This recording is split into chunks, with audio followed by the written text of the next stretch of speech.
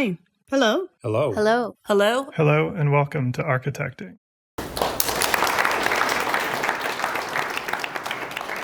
Well, I want to first say, just thank you to Denver Architecture Foundation and Victoria and Alyssa and especially Meg for the invitation and for putting this on, and to the Botanical Gardens.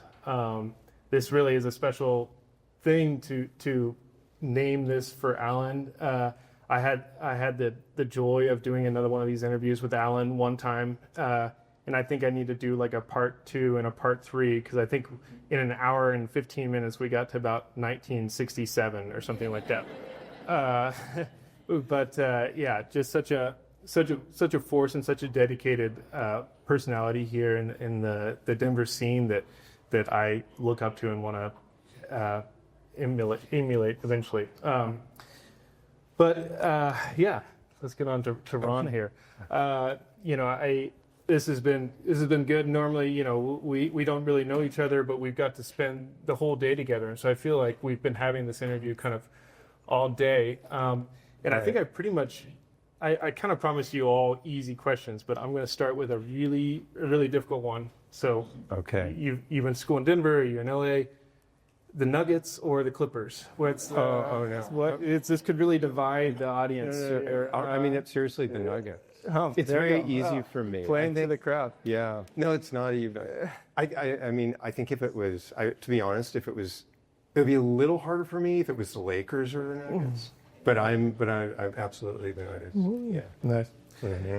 Well, real question. So, what I like to do with everybody, what I did with Alan. I'm looking for like a parquet sketch of who you are in 2 sentences. Who are you, Ron? How would you describe yourself? I am somebody. I really love. I love making things, and I think I love home. There's something even when it's all for me about. Even since I was a kid, just. Whether it was in the dirt, in the sand, with blocks, just building home. I'm not sure why, but I find it to be very meaningful and important to me. And I love that. I love doing it for myself, but I also love the interaction of what is that for a client who comes to us, taking the ideas of life, what is living about for them, and putting that together in this physical way to hopefully bring everything that they want together in it, but so much more hopefully than they ever could have expected a space. Well, here, why don't you lay down on the couch and let's unpack that. So, yeah. But and really, I think I kind of just want to say, you kind of asked that.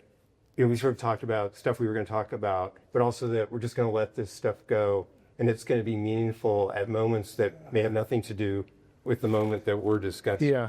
So so it's just going to be there. You can focus on the nice homes if this isn't going well. And the other things that are not nice homes that maybe will be meaningless, but maybe we'll talk about them and then there'll be some meaning. But I joked about that, but. Unpacking it, but the idea of home and sort of like building. So where did you grow up? I grew up in Los Angeles. Both my parents are from Amsterdam. They immigrated to LA, and we lived in Hollywood, various places, kind of for a number of years, and then moved to suburban Los Angeles to Encino, where my family still lives. So LA, I saw LA as a place I didn't think I'd stay there. Yeah. But it's actually become a much more interesting city over time. Did they have good sandboxes? There was the beach. It was, we were there a lot, and it was making buildings the beach, cities in the beach, at the beach in the sand. That was my life, absolutely. With water, too. Right. Yeah. But like that idea of sort of, maybe it's a post rationalization of like, okay, I'm interested in home, but, or maybe not. But how did that kind of come about? Like, what were you surrounded by? So growing up? Yeah, I grew up in a a very modest, 1,300 square foot, 3-bedroom house that had been built post World War II. But I think I was always fascinated by different spaces and homes I would go to even as a child. And I remember I would go with my family to places or friends' homes, and I would come home and truly draw those houses, from memory, floor plans and images of it. And I don't know, it's just something that I love. Like, I would rake the leaves in our front yard into like floor plans and things. I know, it's like, this This is really a different weird, level than I've like weird seen stuff, before. but truly it was like that. And I think the first real architecture I saw, again, just perfectly honest about it, we would go see some friends in Pacific Palisades that lived in this area of the Palisades called Rustic Canyon. And to Rustic Canyon, to me, to this day, is this amazing, because of this architect, Ray Cappy, who's a regionalist, a terrific architect, and who became a friend, and actually is one of my FAIA sponsors. Because of the architecture he did down there, it sort of brought other people to do terrific architecture down there in Rustic Canyon. And so I can remember being a 9-10-year-old kid and just going through the canyon and just being, wow, this is home. These are homes. Wow.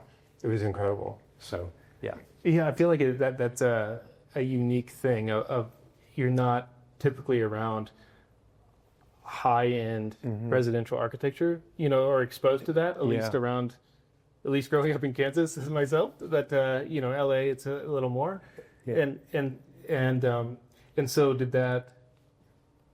So then once you started thinking about college, the leaves just led you directly to architecture? It was like an easy decision, or It did.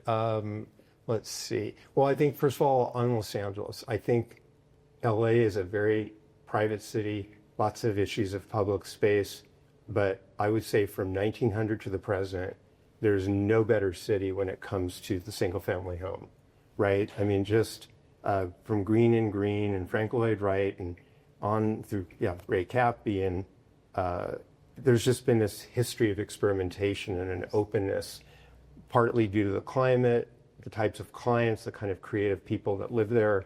It's pretty terrific. So when I applied to school, I applied to the 3 schools in the state of California that had accredited architectural programs, Cal Poly San Luis Obispo, UC Berkeley, and USC at the time, and I went to Cal Poly San Luis Obispo. But that it was just an easy decision. Yes. You just knew, There's nothing else I could do.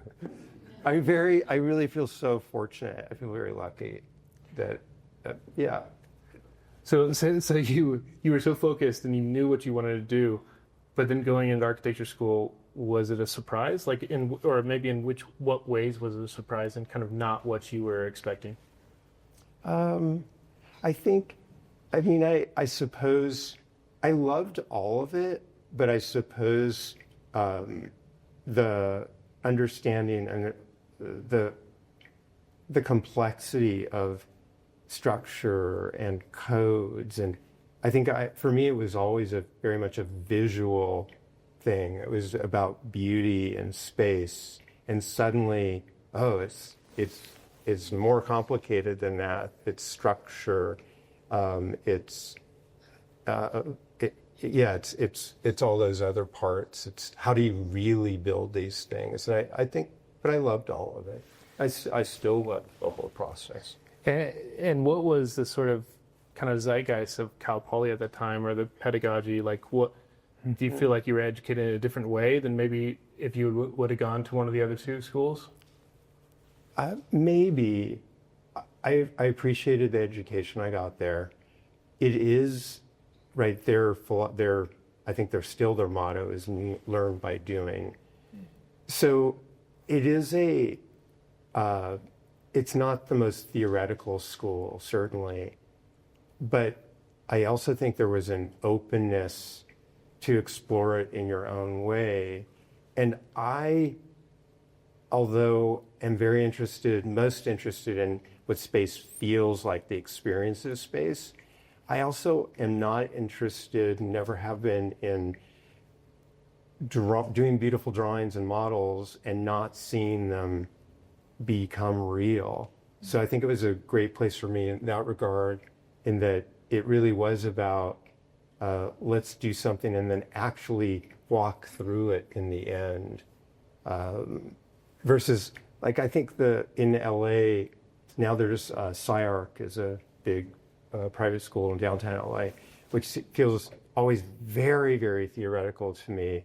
And I mean, honestly, I think we have trouble sometimes with students who we hire from there because they're only interested in the concept, and we want to go from concept and then all the hard work to actually bring it to fruition and experience the space. Yeah. So then something pushed you out of your beautiful LA and brought you out here. What was? I know. Why did I come here? I think for me, San Luis Obispo, I had a really tight group of friends there and loved it, but I also sort of felt like I needed to be alone again. I don't know, I was young too, right? And so coming to Colorado was a chance to sort of experience studying architecture alone again, just by myself without my group of, I know I've never been to it's on the same subject, but I've never been to a Cal Poly architecture reunion in my life. But our little core group, it's not even that little, our like 30 people kind of architecture group from Cal Poly, our friends, because it's a pretty big school, or I think 900 people in the entire program. We get together like every 4 or 5 years, we have our own informal reunion. But at the time I just felt, I need to leave all these people. So so for me, it was wonderful to come to this new place and just be alone for a while. Be alone with our small city here, and yeah. But like, what drew you to CU? What was it? What you could have gone anywhere? What was happening at the time?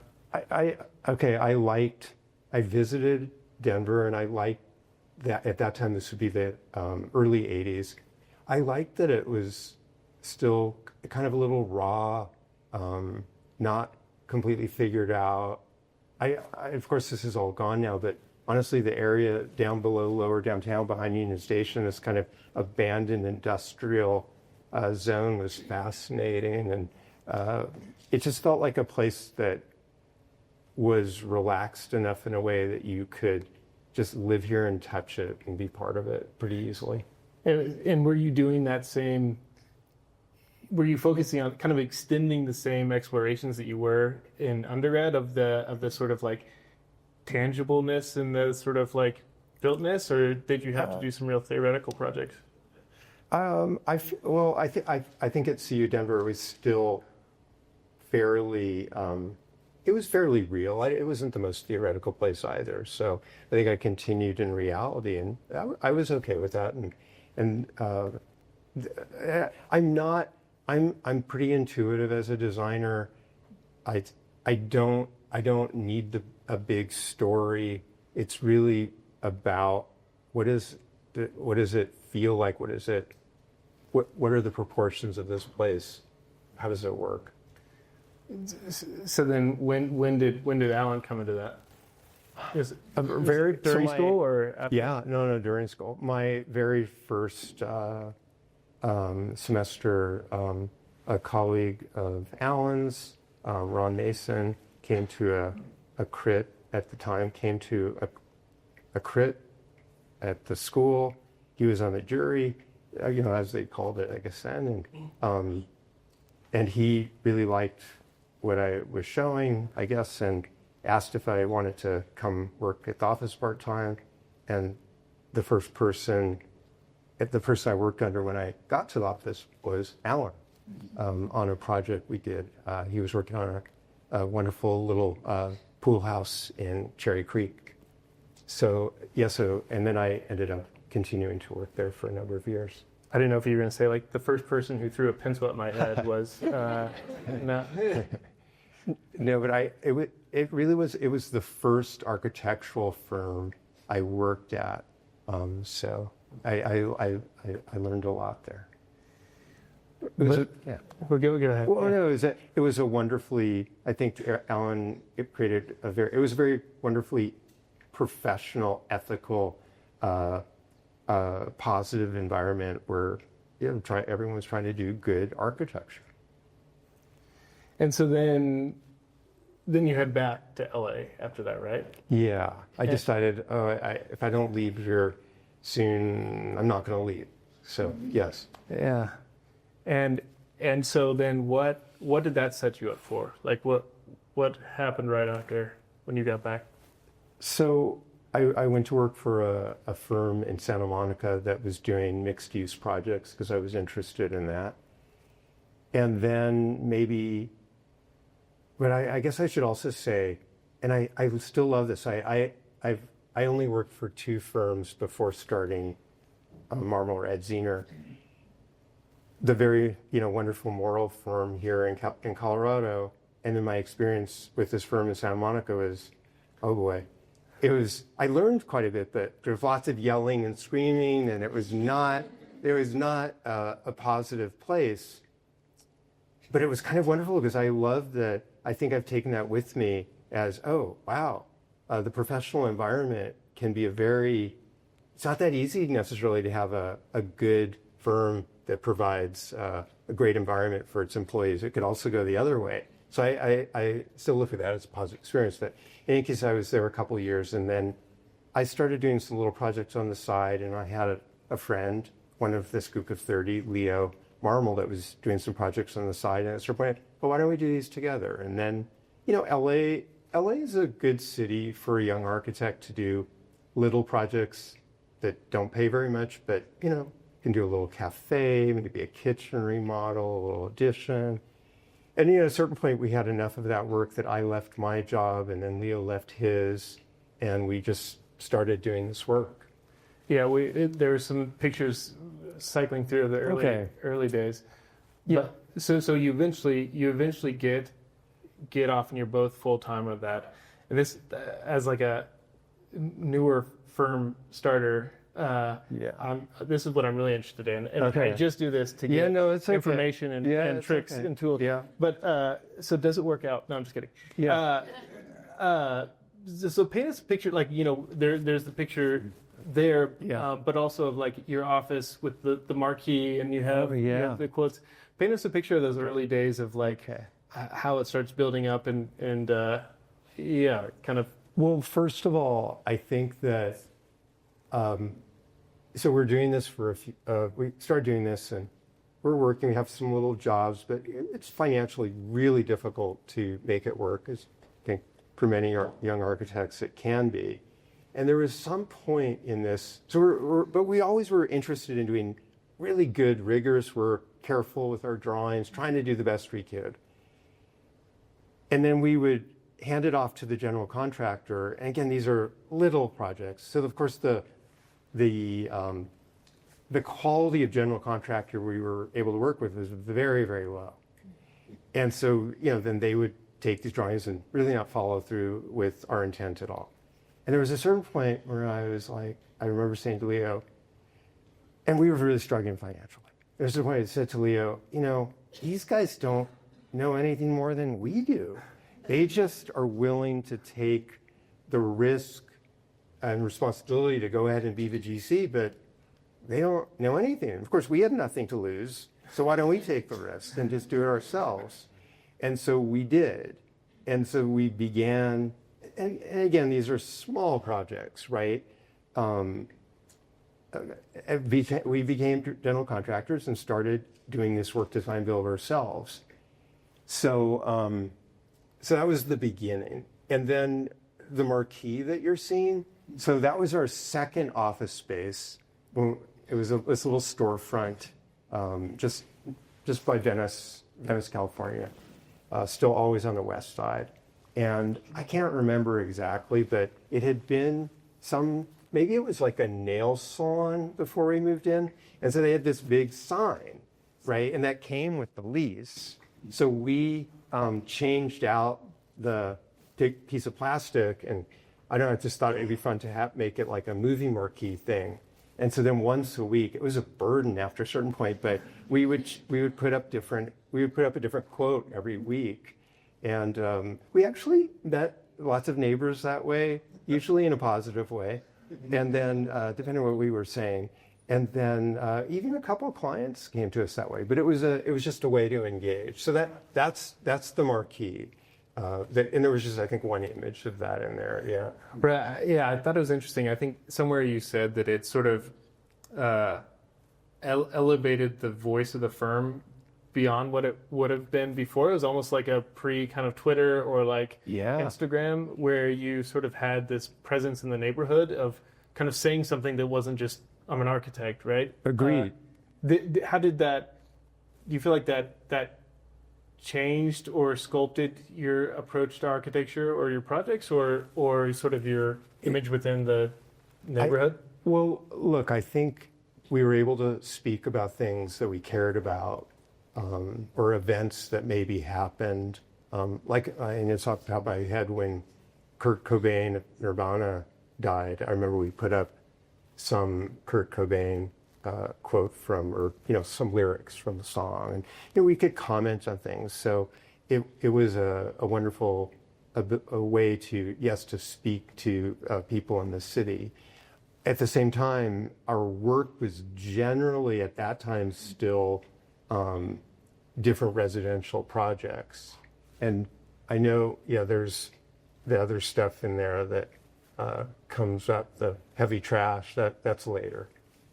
That's late. A little later. Yeah. So that's once you're figuring out how to survive. I mean, well, I think this is in the early part, but well, go on. I can, or I don't know where you're going. Yeah, me either. Okay. All right. So I think, but that idea of okay, you're interested in the home. You're focusing on single family. Probably because that's kind of the easy projects to come to you in a certain way. Well, versus it is multifamily. But yeah, true, and it is what I love. So I think as architects, I think we're salespeople to some degree, and I think the only thing I can sell is architecture, and the best part for me to sell is probably the single family home, because that's the thing I care about most, and I think the potential clients feel that when I go to a site.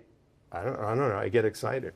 So, yeah, you get what you reap what you sow, and so you're continuing on with the design and build model early on, right? What was one that kind of was trying enough that maybe made you think about changing that model, or wasn't there one that kind of like got flooded out, or? Oh, you're thinking about something I've told you about? I thought so. Yeah. Maybe. Well, okay. Well, I don't like to do leading questions. No, that's why I don't. That's okay. really bad. Well, I don't know. I think that, so design build absolutely was something that was working, and I think we were getting to be better architects because of it. Because suddenly every line that we drew, we had to be responsible for, and I think that was good for us in terms of learning.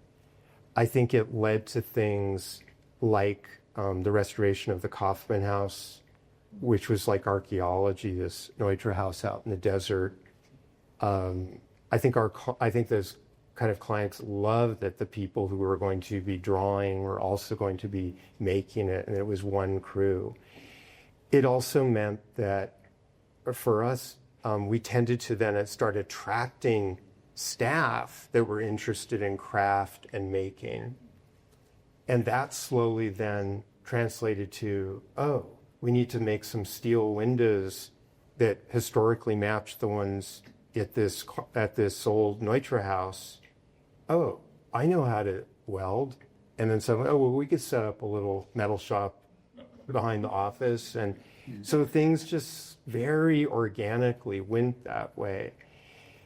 And then certainly we had the occasional and we still do. When you're doing design build like this, you make mistakes too. There's just, and which I think learned from and continue to. And so certainly there's, I think, pain involved in it because suddenly you're responsible for everything. And so there's various situations where I can think of, like in terms of flooding, like I remember we finishing this one house in Santa Monica where the angle stop on the toilet in the second floor in the master bathroom, like popped off and the whole house flooded, while no one was there, until the next morning.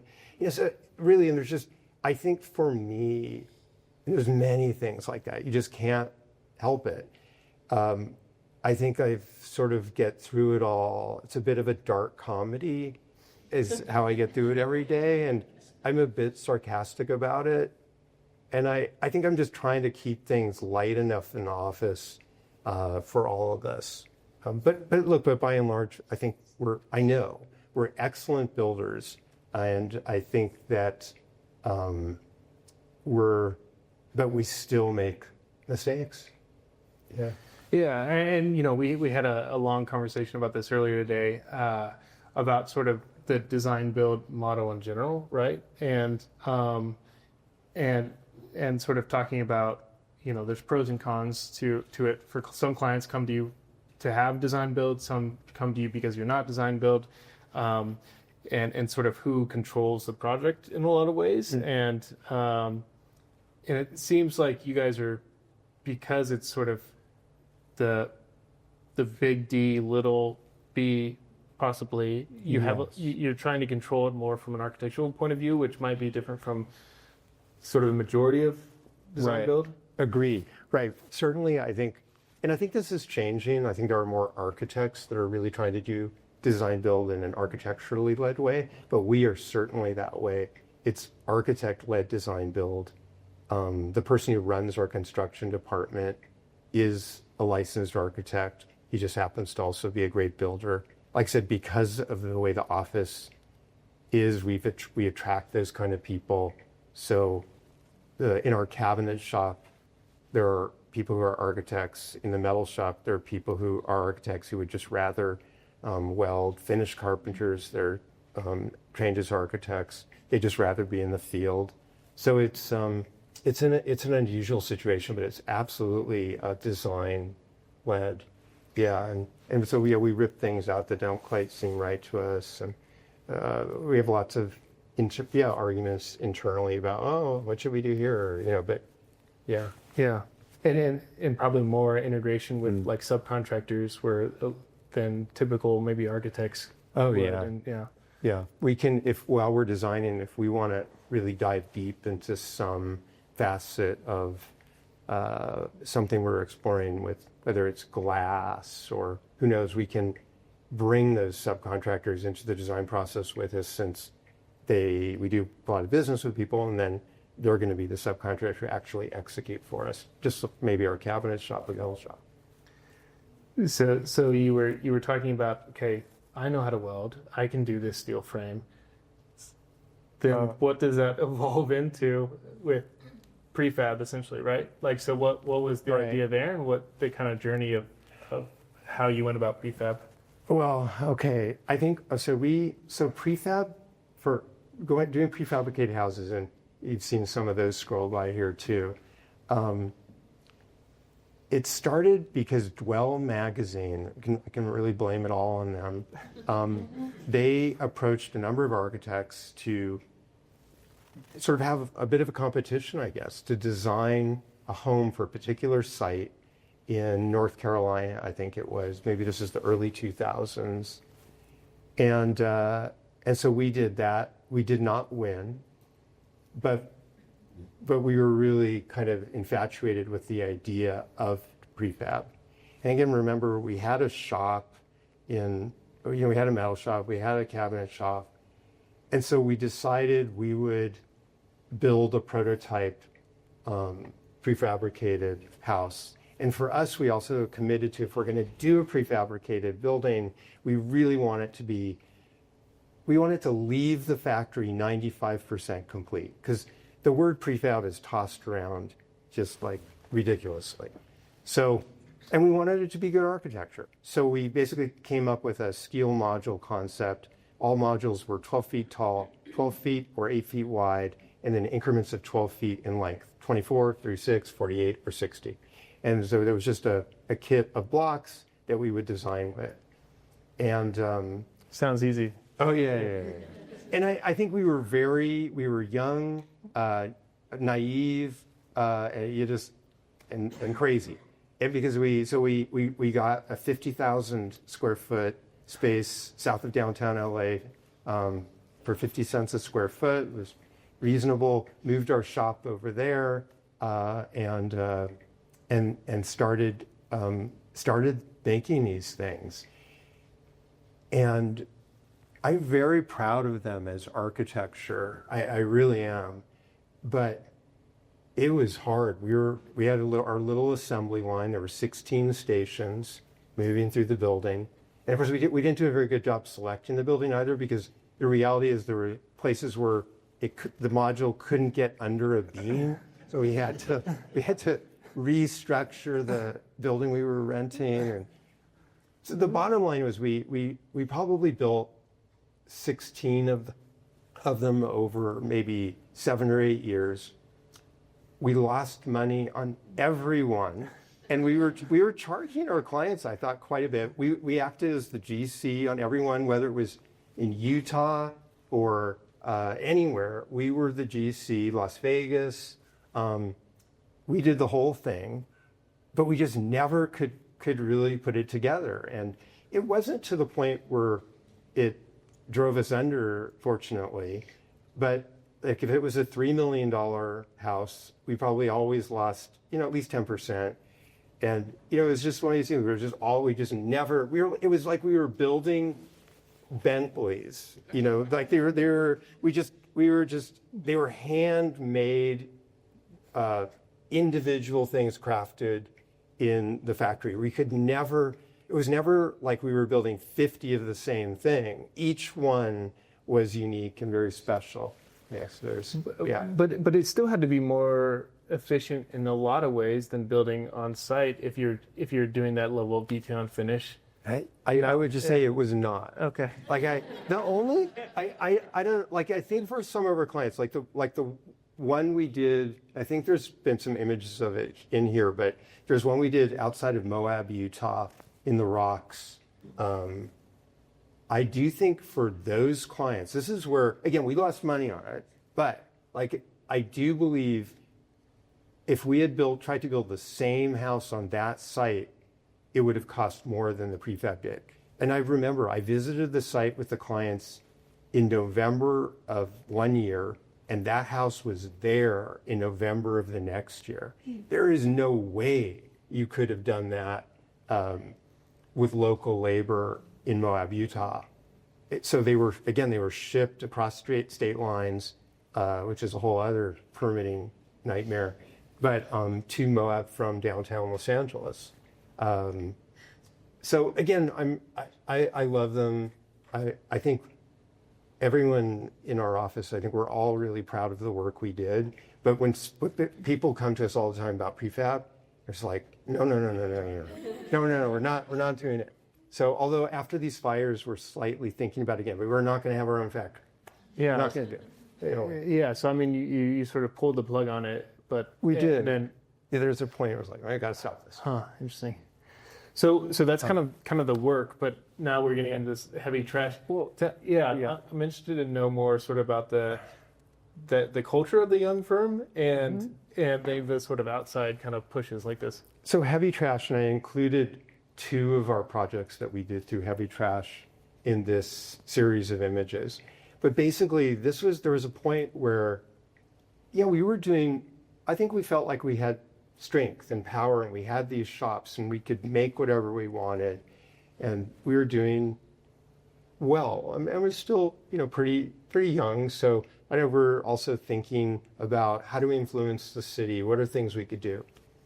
And somehow there is, because we're still in the same office 25 years later, this beautiful warehouse space that we're in West Los Angeles, kind of edge of Santa Monica.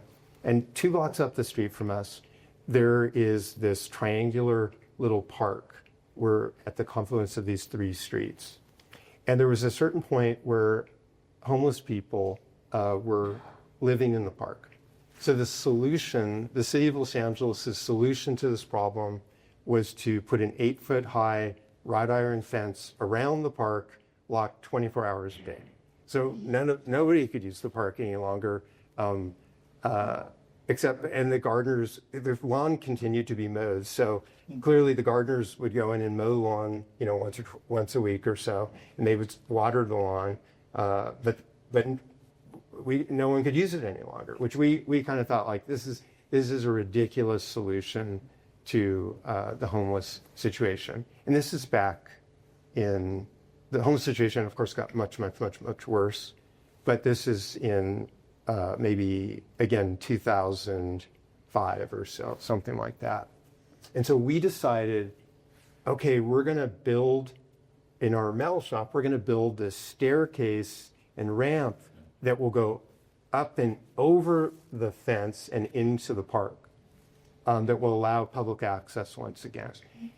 And we decided we'd call the thing, and we stenciled this on the big metal object we placed there, heavy trash, because we sort of felt like if we were going to get arrested, the worst that they could, because we weren't destroying the fence, the worst that they could say is it was littering.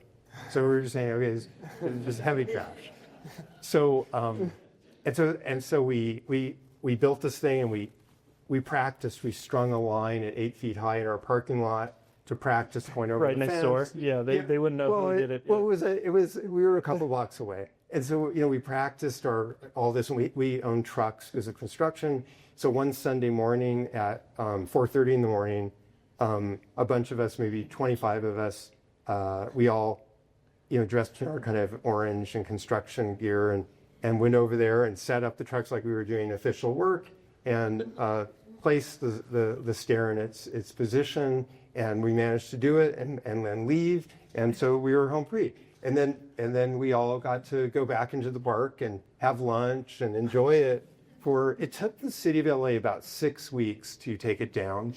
And there was quite a bit of, and I think this is in here too, but there was some press about it.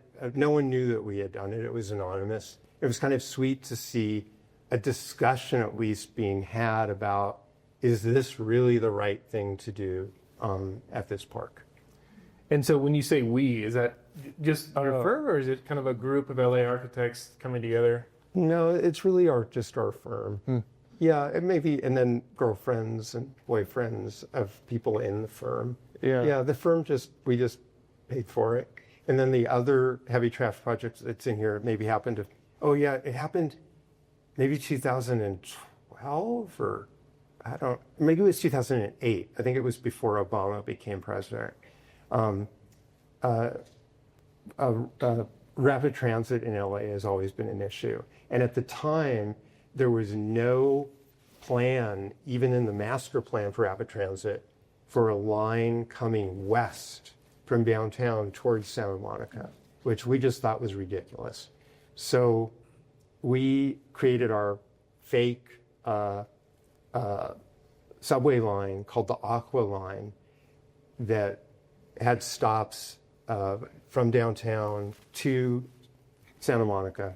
And we made these big signs that looked quite official, that proposed the new line and placed the signs at the stations along the route. And again, we did this on a Sunday morning and left the signs, and it caused a big commotion too. And we were able to we had a number to call, and there was a message when you called the number in both English and Spanish about you reached the MTA and whatever, leave your message if you want more information. And it was terrific. We got all kinds of responses. And you just put it up on the marquee? No, well, we didn't have a marquee at that point. But the wonderful thing about that is, and we kind of got word through back channels, we started hearing that the MTA was actually really happy. Yeah, there's a sign. See, there's nothing to the west going out there where the red one stops, that's kind of would be Santa Monica. And so, so we then proposed that line.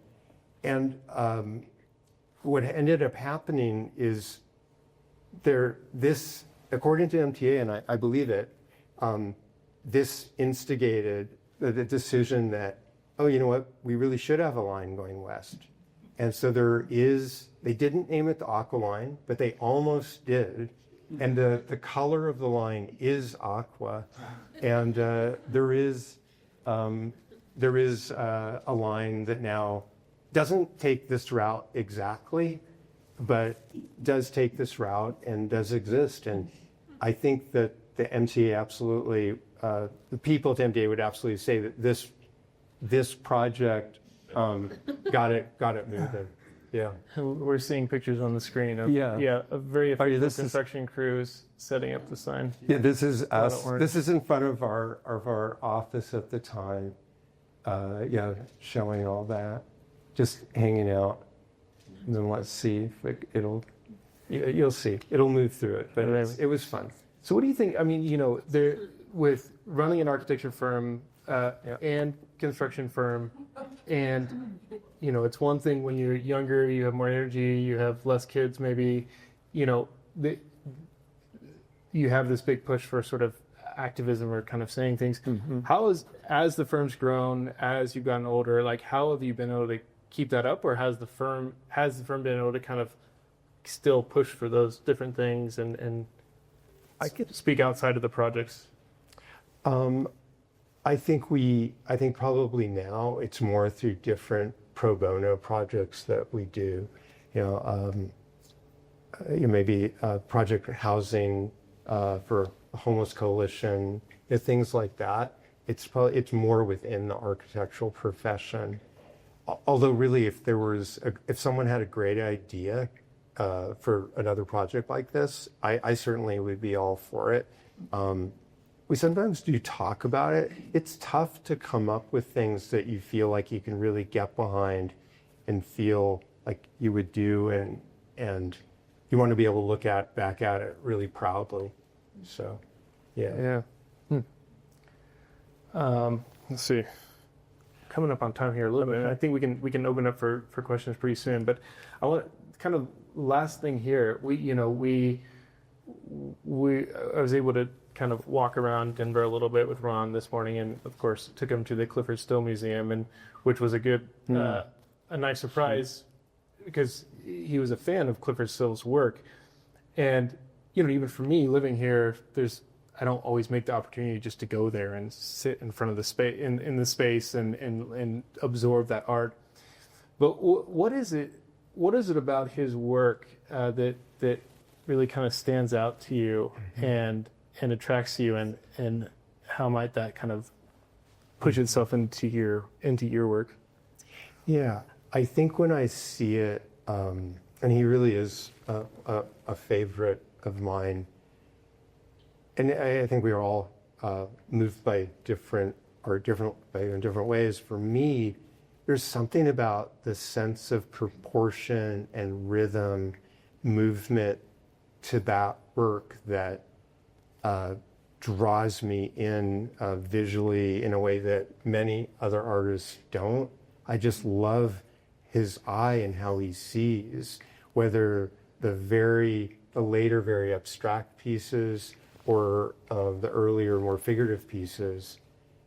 For me, boy, he is good. He's just, and I don't know, with architecture, it's the same. Like sometimes, and I certainly don't think every project we do is like this, sometimes you're just able to take a project where you feel like it all came together. The function of the building is there, of course, needs to be, but then more important for me anyways is it as space, as something that I move through as I approach it and move through it?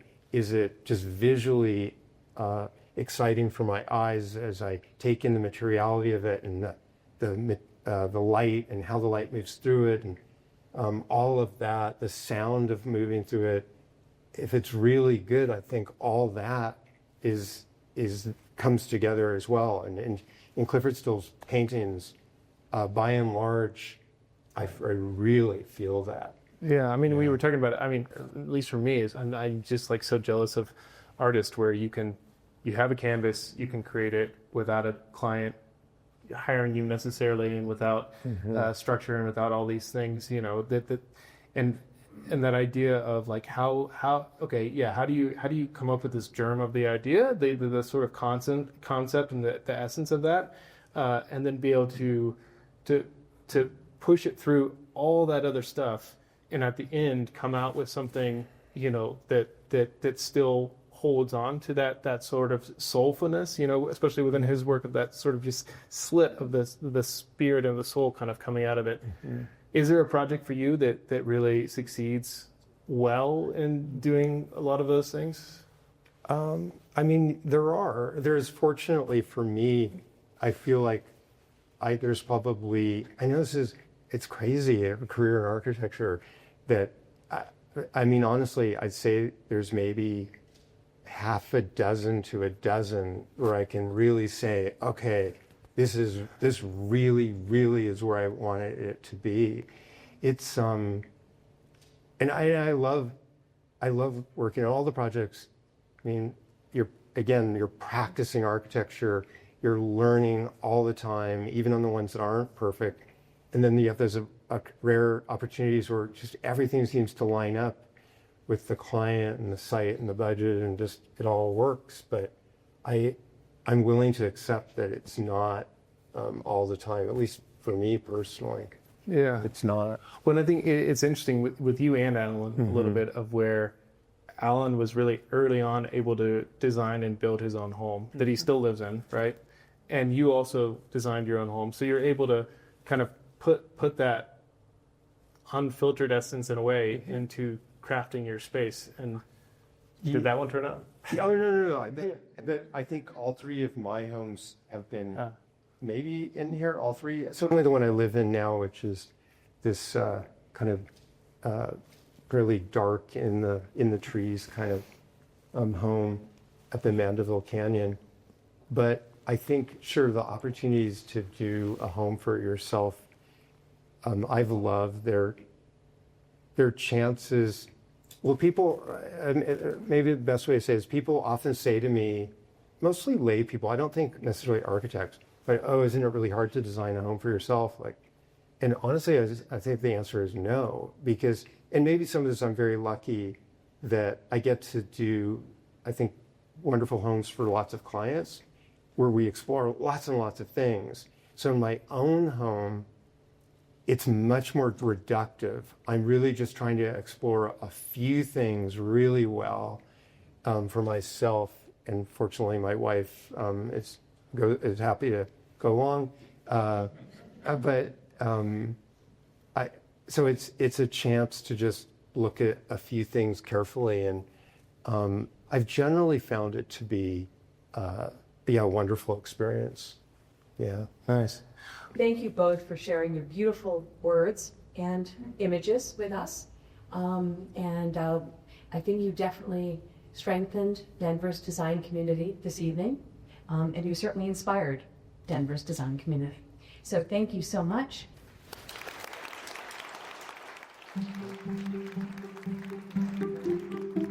You can visit architecting.com, that's architect-ing.com, to see images from this week's guest. And please rate and review the show wherever you listen to podcasts. Have a great week and keep connecting. This podcast is powered by The Plug.